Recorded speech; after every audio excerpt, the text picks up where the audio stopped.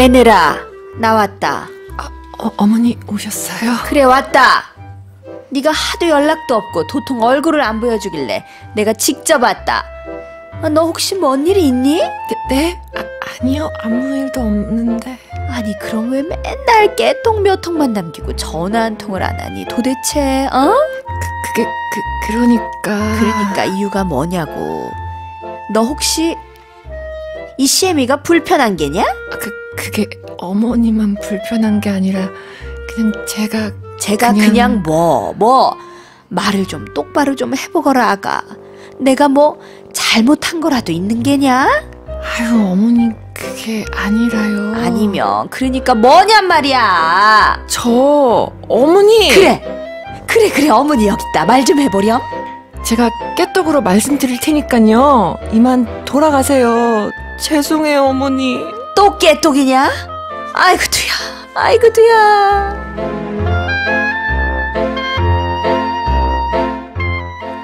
EBS FM 라디오 행복한 교육세상, 오늘의 마지막 공트 함께 하셨습니다.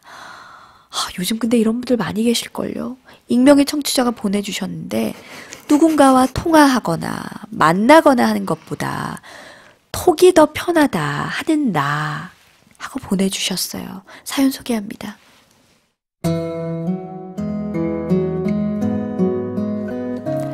40대 초반 여자입니다.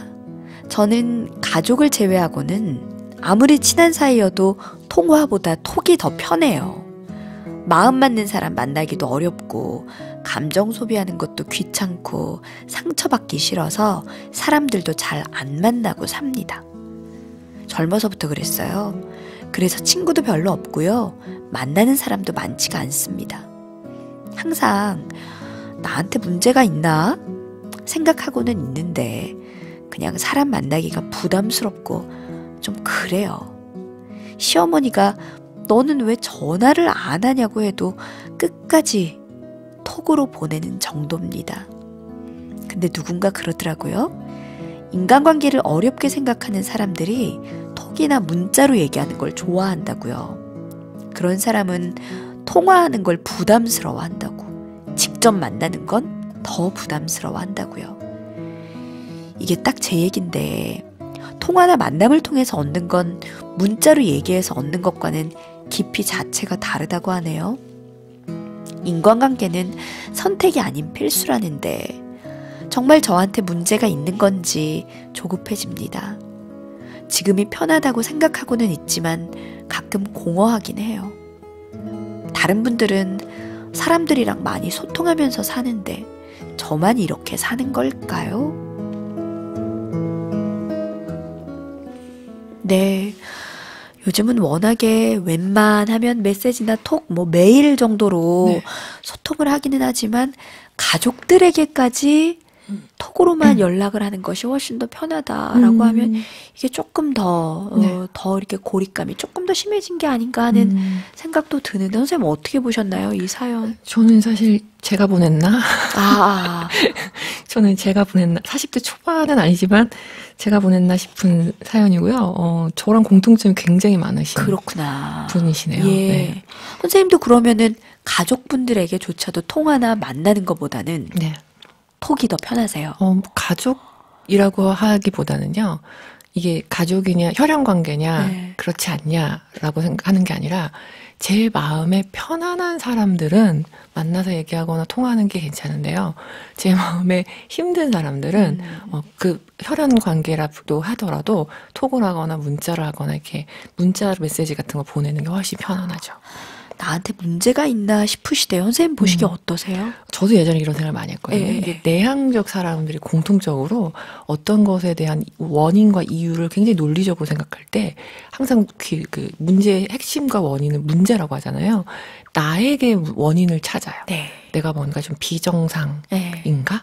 라고 하는 생각을 많이 하거든요. 근데 사실은 그냥 이거는 자연스러운 거예요. 소통의 소통의 방식은 사실 여러 가지가 있거든요. 문자 메시지도 있고 카톡도 있고 뭐 페이스북도 있고 뭐 등등등등 있고 통화하고 직접 만나고. 그러니까 이거는 내가 선호하고 편리성을 끼치는 방법의 차이인 거지. 네. 그걸 가지고 소통을 하냐 마냐. 네. 근데 소통을 전혀 안 하시는 분 같으면 이게 어려움이 생기겠지만 방식의 차이가 있을 뿐이지 이것은 전혀 문제가 되는 것은 아닙니다. 네. 유진님, 윤정은 선생님 말씀하신 거 저도 그래요. 최문희님도요. 어머나, 제 얘기인 줄 알았어요. 제가 문제 있는 것 같아서 그랬는데 도움이 되네요. 한나님은 시대적 변화인 것 같기도 해요. 요즘은 서비스 센터들도 톡으로 많이 하더라고요. 뭐가 어떤 소통 방식이냐가 중요한 게 아니라 두려워하는 그 마음에 대해 생각해보는 게 중요할 것 같아요. 해주셨고. 네, 김동규님은 분석을 아주 잘해주셨는데요. 내향적인 기질이라서 아무래도 외부 표출이 상대적으로 어려운 데다가요. 상대가 약간 이렇게 강요하듯이 하면 더 위축되는 듯합니다. 네. 그나저나 문지 아나운서님 감기 심하게 드신데 쾌차하시길 바라겠습니다. 고맙습니다. 네. 죄송하고요. 이지은님, 아이고 사연 들으니 마음이 짠하네요. 문자나 톡은 내가 하는 말을 고칠 수 있고 그래서 실수를 덜하지만 전화나 만남은 즉각적으로 말을 해야 되니까 부담스러우신 게 아닐까 싶어요. 내가 하는 말을 줄이고 남의 말을 잘 들어주면 오히려 경청 잘하는 사람이라고 칭찬 드릴 기회가 되지 않을까 싶어요. 실수하는 거, 상처받는 것을 두려워하지 마시고 한 걸음 내딛어 보세요. 응원합니다. 하고 보내주셨네요. 자, 그래요. 지금 선생님께서는 일단 나 이상한 사람 아니냐라는 질문에는 전혀 정상적인 방식이다. 네, 그냥 어떤 소통 방식을 더 선호하느냐의 차이다라고 해주셨어요. 네. 그러나 아마 지금 사연을 보내주신 분께서 뭔가 이 마음속에 좀 이게 조금 이렇게 불편한 마음은 공허함 같은 거. 내가 조금 더 어떤 관계에 있어서 약간의 적극성은 더 보여야 되는 것이 아닌가. 네. 지금 내가 살고 있는 이 관계의 패턴에는 아무래도 약간의 어려움이 앞으로도 있을 것 같다는 그런 생각을 갖고 있으셔서 저에게 사연을 보내신 게 아닌가 맞아요. 싶어요. 자, 그러면 이제 내가 조금 이제 어떤 걸 좀 생각해 보시면 좋냐면 깊이 있고 친밀한 인간관계를 맺는 것에 나의 방식이 어떤 것이 있느냐를 좀 살펴보실 필요가 있어요. 우리가 뭐 내향적이냐 외향적이냐 이런 얘기도 했었지만 사실 소통의 방식이 무엇이냐 상관없이 이건 되게 분명한 거예요. 의사소통, 상대방의 마음이 전달되어지는 방식 중에 제일 중요한 게 비언어 중에 하나가 음성 메시지거든요. 그래서 톡이나 문자가 가지고 있는 한계점이 바로 그거예요. 우리가 왜 라디오를 듣고 문지 아나운서의 예쁜 목소리를 우리가 기다리는 이유는 뭐냐면 이 음성이 마음의 많은 부분, 상당 부분을 전달하는 것에 도움이 되고요. 직접 만나서 얘기할 때의 그 표정의 변화, 그리고 우리가 흔히 말하는 눈빛의 변화, 이런 것들이 사실은 더 많은 부분의 마음을 말의 내용보다도 더 전달을 해요. 그래서 사연 주신 분 같은 경우, 저도 마찬가지인데 어떤 게 있냐면 상대방이 하는 말의 내용보다 그것을 전달하는 음성의 톤이나 표정이나 이런 것으로부터 훨씬 더 많은 메시지를 전달받고, 그러면 그것에 내가 민감하고 되게 섬세하게 반응하는 사람이거든요. 그 민감성이 크다는 얘기는 그만큼 상처받기도 쉽다는 얘기예요. 맞아요. 좋은 것도 되게 잘 받아들이는데 반대로 조금이라도 안 좋잖아요.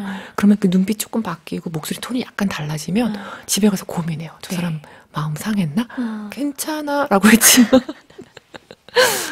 말의 내용은 괜찮아 했지만 그 섬세한 미묘한 그 뉘앙스 차이를 계속 마음에 두고서 이렇게 고민한단 말이죠. 그러면 내가 그 외부 상대방이 보여주는 전달하는 비언어적인 메시지를 처리할 수 있는 능력이 과부하가 되기 때문에 되게 부담스럽습니다. 그러면 어떻게 하고 싶냐면요. 그런 다른 메시지는 받고 싶지 않고요. 그냥 말의 내용만. 그래서 톡이나 문자로 정말 건조하게 이게 되거든요. 그러면 이제 문제가 뭐가 생기냐면 진짜 깊이 있고 친밀한 인간관계는 그 비언어가 상당 부분 많이 전달해주고 교감이 되어지는데 그것으로부터 차단되기 때문에 약간 거리감이 느껴지는 건 사실이에요.